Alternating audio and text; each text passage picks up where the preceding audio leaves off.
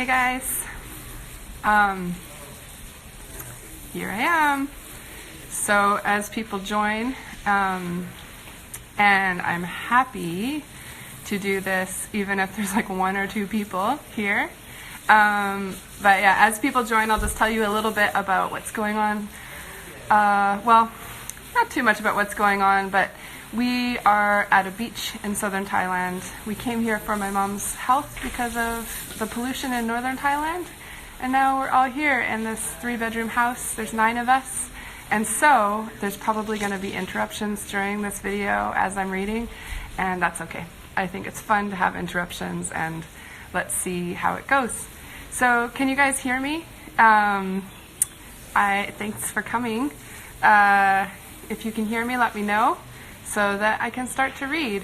So World Whisperer is the first book in my fantasy series. There are 4 books out right now, and I'm working on the 5th. And it's free. Actually, you can get it right now. I don't have a paperback copy right now, so I have to read from the ebook.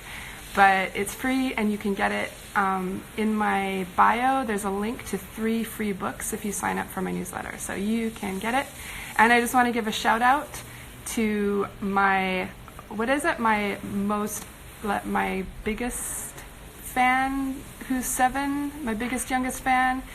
Happy birthday to him. He is 7 today, and he's having a birthday in quarantine, which is a pretty much superhero way to have a birthday. So props to him for being a superhero. And yeah, I'm going to start. So I think I'll just read until the live thing tells me that it's time to finish, and you guys can join. You can read along in your book, whatever you feel. And I've never done this before, and this is just one more encouragement to get audiobooks out in the world. So yeah, let's do this. It is World Whisperer. And it is dedicated for my 5, Kai, Kenya, Leafy, Solomon, and Isaac, and for anyone who is different. That's the dedication. We start with the prologue. Librarian Ray, Auntie Ray. Coming to tell you a story. Okay. The woman held her breath as she approached the high walls of the village. The walls shimmered with heat. She walked toward them slowly with the great desert at her back, 2 of her 3 young children stumbling along behind her. She carried the sleeping, nearly 5-year-old on her shoulders, the weight lodging a painful kink in her neck that pinched and trailed down her spine under the merciless sun. The woman's name was Amani. In one hand she held a bow, and her back was bent under the weight of a large satchel she wore slung over one shoulder, all their possessions. When she reached the wall, she found that it was taller than her and made of thick stone. She placed her free hand on the wall and flinched as she felt the demon magic seething within it. Her shoulders slumped, and she pulled her hand back from the wall. Beside her, her 6-year-old boy whimpered, and at the sound her eyes flitted to him and his sister, 7 years old now, though when they had started their journey she was still 6. The 2 of them stood leaning on each other, dusty tear tracks showing on the girl's cheeks, which were much hollower than a child's cheeks should be. All 3 of Amani's children were so thin, no matter how much of her own food Amani put into their wooden bowls at mealtime. A slender, white-barked tree stood nearby, and Amani knew that the little ones couldn't walk much longer. Here, sit in the shade. Issaka, you sit there.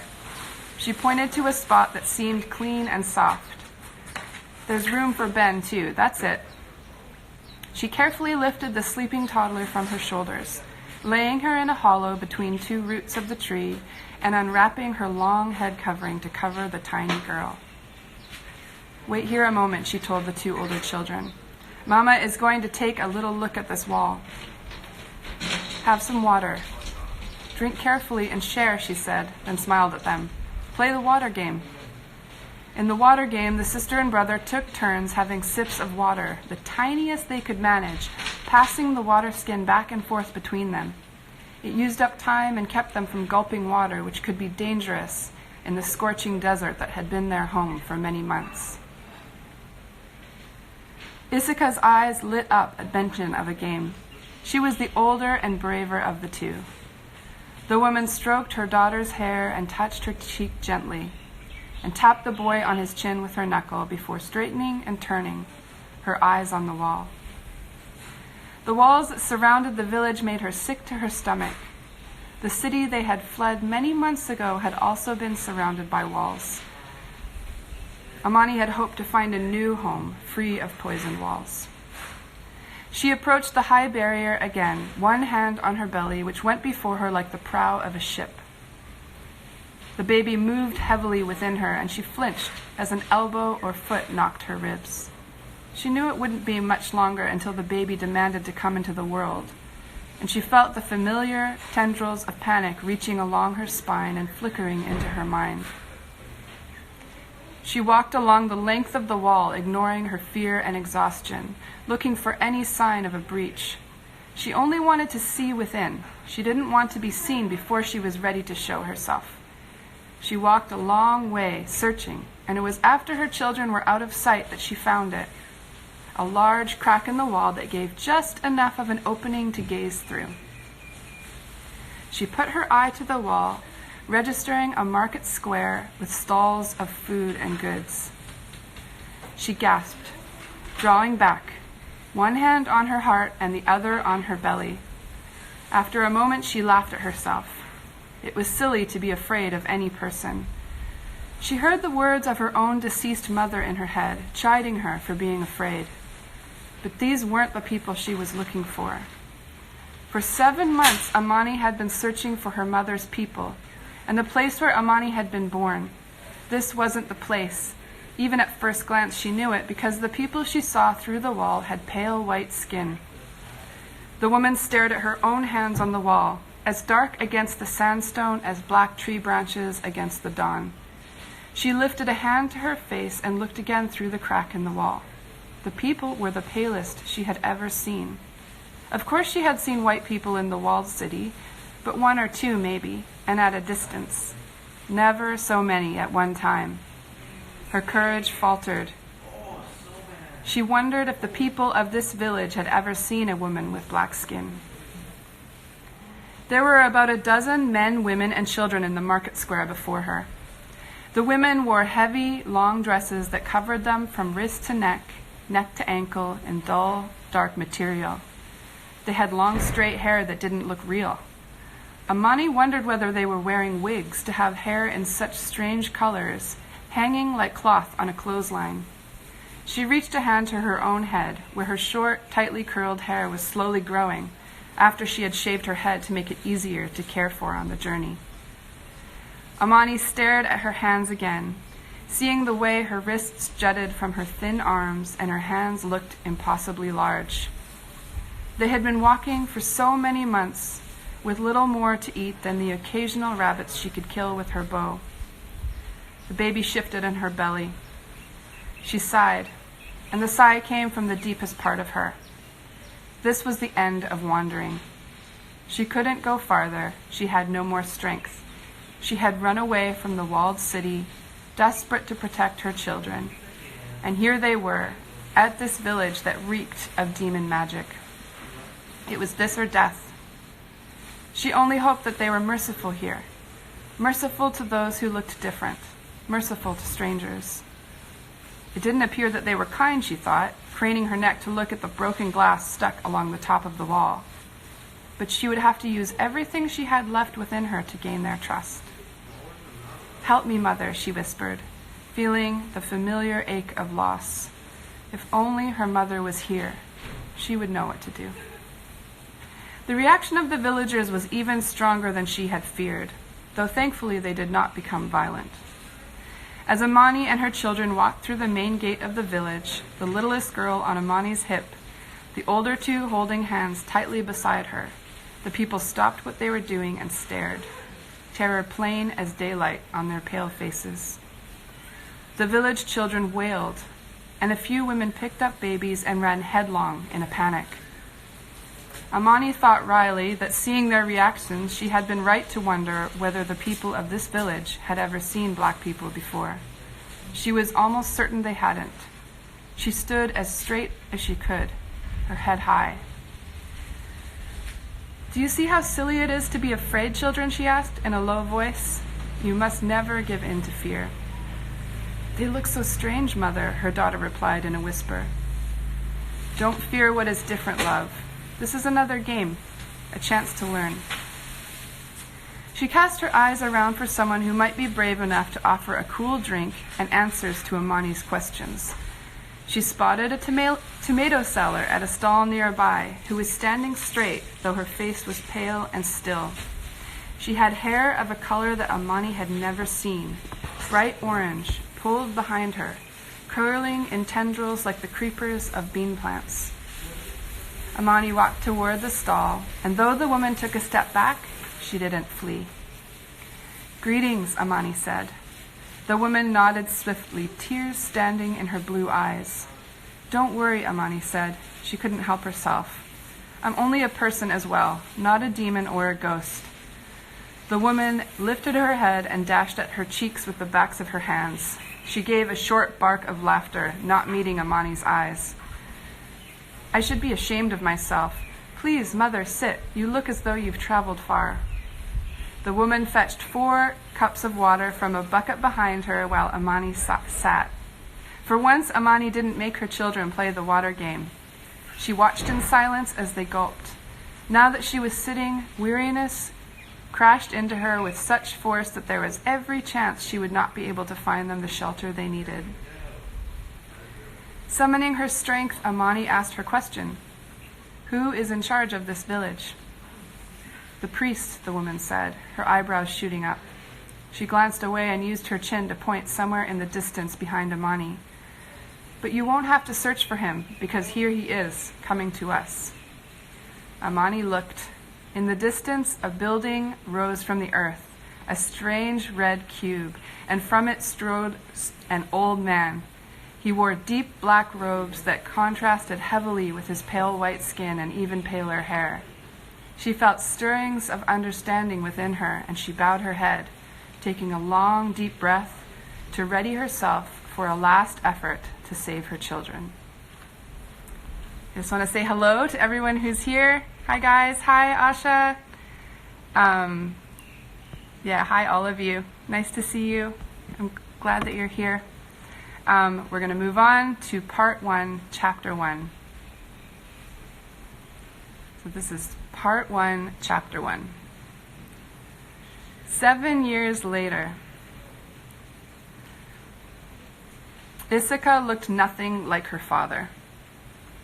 It was an awareness that had always hummed underneath the regular work and sleep of her daily life, something the neighbors watched and gossiped about, something she brooded about during the evening offering, peeking from beneath her eyelids as she bowed her head. Issachar's skin was dark, like the large, sooty garden moths. Her father had long, papery limbs, pale as the moon. Lately, her father's face had a gray tint that alarmed Issachar. He was sick, possibly dying. That day, the day everything changed, 14-year-old Issachar was already familiar with fighting off fear. The morning started out like every other morning in the worker village. Sorry. Excuse me, guys.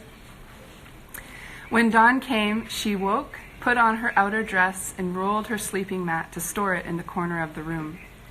She left the house on soft feet to begin the day's work. Her 7-year-old sister, Iba, had finally settled into sleep after a restless night that involved a lot of murmuring and thrashing about, until Issachar had been tempted to tie her sister's legs together. The house was quiet. Outside, the sky was pink, the light barely bright enough to outline the walls, but already Issachar's youngest brother, Kital, was outside playing. He threw a ball for a street dog, hurling it again and again with his thin arms.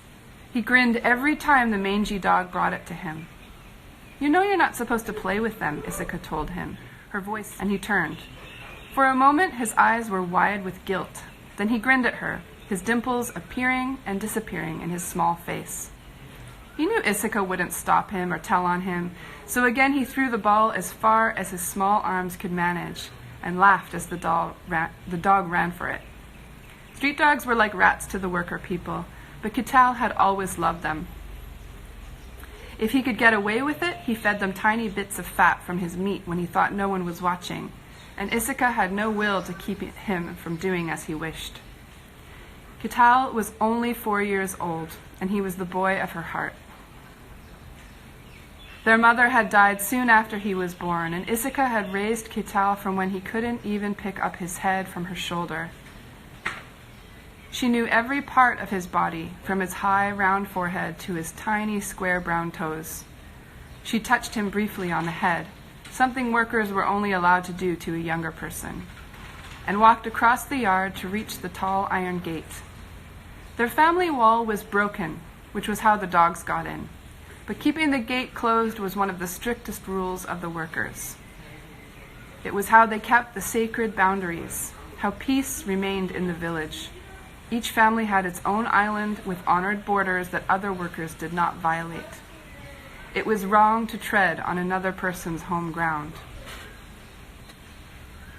As soon as Issachar left the walls of her family's ground, a familiar weight settled on her. She looked down the long road that swept from the temple and the priest's grounds toward the village square, out to the harbor beyond the village. Walls of different shapes and thickness lined the road, separating each family's ground from the ground beside it. Every family wore their responsibility for its own walls, but no family had lifted a finger to build them. The walls were gifts from the goddesses, breathed straight from the 4 deities, without help from the people of the village. Issachar had seen it happen. Waking in the morning, you might find a foot added to a neighbor's wall that hadn't been there the night before. The walls were a blessing, and Issachar assumed that their wall remained broken because of her father's sickness. The goddesses were visiting some kind of anger on her family.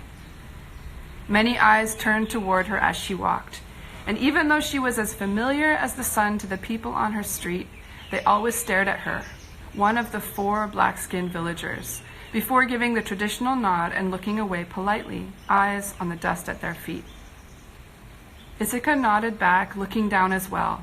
Holding eye contact was impolite, a violation almost as bad as walking on another person's ground, something Issachar's father had spent years trying to get through Issachar's head. When she was younger and her mother was still alive, eyes had fascinated Issachar. Her mother's were black as the night sky, and they shone like mirrors in moonlight or sunlight. Issachar's eyes were dark brown, and her father's eyes were light gray, startling, with black rims around the irises. Some people in the worker village had eyes that were blue, or even a mix of green and blue. Issachar longed to stare at all the different colors, to study the rays that seemed to sit in some people's eyes, blooming like flowers. But if her father caught her looking too long, he put his hand on her head, resting it there to let her know she was trespassing on the person's soul, or even forcing her head away. Whenever she looked away from a person's eyes to the dust on the ground and her own bare feet, she felt a sense of loss. Issachar didn't know why the rules came so hard to her. She knew she hadn't always lived here. Maybe something from before made her different. 7 years ago, Issachar's mother had walked out of the desert and into the worker village with her children. Issachar's new father, the priest of the village, had taken the family in and married her mother. There was still a lot of talk about why exactly he had done it. Issachar flinched away from the talk, the murmurings of a strange magic that her mother had imposed over her father. They had wandered in the desert for months before finding the worker village. Before the desert, they had been in another place, but though Issachar tried, she couldn't remember it well. She could picture eyes and faces, blurs of color. It troubled her because she knew she should remember. She had been old enough. She was 6 years old when they left that place. She remembered high walls, much higher than the walls in the worker village. She remembered her mother singing, or sometimes crying. She remembered being alone and afraid, and that was all, before her memories of coming to the desert and playing with wandering herds of goats. Then they had reached the worker village, and it had been their home ever since. Issachar stumbled on a stone in the road, her mind still busy with trying to remember their past. Sometimes trying to remember consumed her. Benjamin, her brother, didn't like to talk about it at all. Just a year younger than Issachar, he should also remember, but he shook his head when she prodded him. "Mother didn't want us to talk about it, Issachar, you know that," he would say. She only wanted to know if he remembered anything at all, but Ben refused to say. Her younger brother was the most frustrating person, more frustrating than either of the other two. At one time there had been 5 siblings, but Issachar shrugged the tight, sad thoughts of her sister Arya away, as she always did when she remembered her. She thought of Ibba instead, born shortly after they had reached the village, and Kital, the son born to her mother and her new father, the priest. Thinking about Arya couldn't bring her back. Issachar reached the edge of the woods and walked between the trees slowly and carefully, watching for snakes. She began to gather the dead sticks that lay on the ground, keeping her eyes open for larger sticks that would burn longer. Many people in the village bought wood, but Issachar's father wanted their family to gather first and buy wood only if they couldn't find any. It was the way, he said, an old worker tradition, his answer for most hard things in their lives. Issachar's limbs were sluggish, exhaustion trickling through her body. She had only sipped a little tea before she came. The workers ate only one meal, the day's food, at midday. It was the way. She felt the slow, hungry feeling of the morning overcoming her even as she tried to hurry. She blinked and rubbed at her eyes, bending to pick up a stick that was wider than the others. "Ah," she said under her breath, happy to find such a large one. Just then she heard a sharp crack as someone stepped on dead wood behind her. "Give it to me, Loshi," a voice said. Issachar sighed and hesitated. The voice went on, "Actually, give me all of it." "No," Issachar said, straightening and staring straight into the eyes of a tall, wide-shouldered boy. His name was Jack. She knew him from her time in the village school and from seeing him strut around the village, knocking baskets out of the hands of younger boys or throwing stones at street dogs. Issachar knew he was from a pig-raising family and that they should have more than enough money to buy their own food. She saw again that his eyes were a dark blue, deep set in his face, caught in an expression halfway between cruel and excited. She kept staring until he looked away. "Get your eyes off my soul, Loshi," he said, his voice fierce as he looked down at her basket of sticks. "My name isn't Loshi, and where were you this morning, Jack? Dead asleep from overeating? You should get out earlier and find your own wood. You know you can't take wood from a temple daughter." He spat at the ground then, and a tiny drop caught in the wind and flew up to Issachar's cheek. She took a step back, finally looking away from his face, wiping at her cheek with the sleeve of her dress. "You're no temple daughter. What a joke," he said, his eyes bulging as he kept them trained on Issachar's shoulder. "And your father is dying, his well-deserved punishment for bringing foreigners into the temple." Issachar felt as though he had slapped her. A bird cried out, and the sound echoed around the quiet forest. The losh trees were bare at this time of year, tall, with long black limbs and hard wood that was perfect for burning. Loshi, they had called Issachar in school because her skin was the darkest out of all her siblings, nearly as black as her mother's. She looked at her hands now as she clutched the old basket and remembered her mother's hands holding hers before she died. Her mother wasted away, commanding her with feverish eyes to take care of her brother and sisters. The terrible fear she felt now at the possibility of her father dying was even greater than the daily dread she felt at him continuing to live and breathe and be disappointed in Issachar and her siblings. He had taken them in and cared for them, and even though his care was hard to feel sometimes, without him Issachar knew the village would not keep them. With her mother dead, Issachar didn't know where they would go. She knew that her stepmother, Jerutha, could not change the minds of the workers. Jerutha would try because she was brave and kind. She had moved into the house of a priest and 4 foreigner children, a house of mourning and bad luck, even after one daughter had been given over and the mother had died of grief. She had married the priest out of pity for the children, and she would stand up for them out of love. But there was only one of her and too many villagers.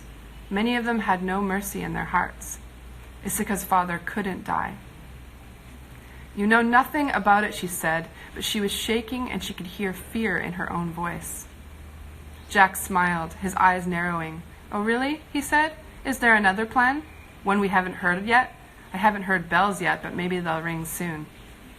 Issachar moved before she thought, her hands itching to knock the smile off his face, but she stopped in time, tightening her hands on her basket to keep them still. She gulped large breaths and tried to calm down. It was as though he had found her greatest, most secret fear and prodded with something sharp. Fear washed over her like cold water. It was not of the possibility of being alone at the mercy of the people who had never trusted them. Her worst fear was the bells. But no, she shook her head against it. The goddesses had never forced any family to give over more than one child, and this was truth she clung to, even when sharp dreams of boats woke her in the night. One child has always been enough, she said. Jack smiled wider, leaning against one of the bare trees of the forest. His feet were bare, like Issachar's. His family might have enough money for wood, but not for shoes, and that made them more alike than different. But he was glad to see her panic, and she told herself there was nothing similar between them. Your father is a priest, and he is dying, Jack said. Do you think he'll keep foreigners safe rather than appease the goddesses? He is no priest trained up to follow him. If he dies, the workers are left without the offerings. He knows his duty. Worse, Issachar thought. Her father was afraid of dying. She could smell his fear in the nighttime when he got up and paced, and her own terror grew until it was as large as her chest and leaked out through her eyes, making damp spots on the pillow beneath her head. Jack laughed. Issachar remembered that he had been especially cruel to Benjamin, who had learned to fight for his life in the village school after they came out of the desert. Jack reached out and pulled the basket from her shaking hands. He emptied every stick but one into his own basket. I'll be waiting for the bells, he said, and he was gone, stomping away through the forest. Issachar could hear him long after she couldn't see him anymore. She began to gather wood again, taking deep breaths to calm herself and drive back her anger. The sun was barely up, and already it was hot on her head, so she put her headscarf on, tucking it under her heavy hair. After another half hour, she felt she had enough. Her stepmother had slipped a few coins into her dress pocket the night before. In case you can't gather at all, she had said, and Issachar decided to buy the rest of the day's wood. Her father would never know. He wasn't the same as he had been in the past when he oversaw absolutely everything. Since he had become sick, he rarely checked the wood to see if it was forest wood or the shorter, neater logs the woodmen sold in the market. Issachar put her basket on her shoulder and left the woods to walk on the road. The dust swirled around her feet, and the sun pounded on her head, its rays glistening on the dangerous broken glass that adorned the walls on either side of the road. The houses behind the walls seemed heavy and quiet, as though no one was in them, but Issachar knew people lived behind the closed doors. She watched the wall glass sparkle in the sun until she reached the market square. She wandered through the market and bought tomatoes from Fiza, the kind woman with the bright red hair who always pressed her hand gently as she passed Issachar her change. The tomato seller had been friendly with Issachar's mother. She bought goat milk from the man with the long nose who had repaired the temple roof 2 months ago. His twins were sleeping under a tent behind him, while his wife sat spinning goat wool. She looked at Issachar briefly, nodded, and looked away. May your eyes be guarded, the man said in the traditional greeting. He passed her the goat milk in a leather bag. And your speech kept safe, Issachar replied, taking the bag and handing him a few coins. She wandered around the market as long as she could, purchasing a bag of wheat to pound and a small packet of meat for the day's meal. She would help Jerutha harvest greens from the garden plants that still struggled along in the season of hot sun. At home, she let herself in through the gate and brought the wood to the kitchen. Jerutha was standing over the sink washing dishes. She leaned over to pick more dishes from the pile on the bench beside her and sighed. Her belly was round as a ball, and Issachar knew her back hurt her. Her time was growing near. Together she and Issachar had been preparing the birth space, a small room on their grounds, the custom for worker women when they gave birth. Issachar laid the sticks beside Jerutha on the floor and bent over to make the cooking fire in the grate. They would begin cooking the day's meals soon. But Jerutha turned to Issachar as she pulled the larger sticks from the basket. "Your father wants to see you," she said. "I'll ask Ben to make the fire." "Benayim? Make a fire?" Issachar said, her voice incredulous. "You know he can do it," Jerutha said, her voice reproachful, but she was smiling. "When have you ever seen him make a fire?" "He has his temple work. It keeps him busy there." Issachar looked at her stepmother with raised eyebrows. Jerutha smiled at her. "Go to your father." Then Issachar realized what she was saying, and her stomach clenched with dread. "Why does he want to see me?" "He didn't say." Jerutha's voice was light, but Issachar saw the frown on her face. She mulled over the different reasons that her father could want to speak to her first thing in the morning. None of them were good. Scolding, a work assignment. She shrugged off the idea that came next. An announcement. She stood and shook herself, standing as tall as she could before walking to her father. It's the end of chapter 1. We're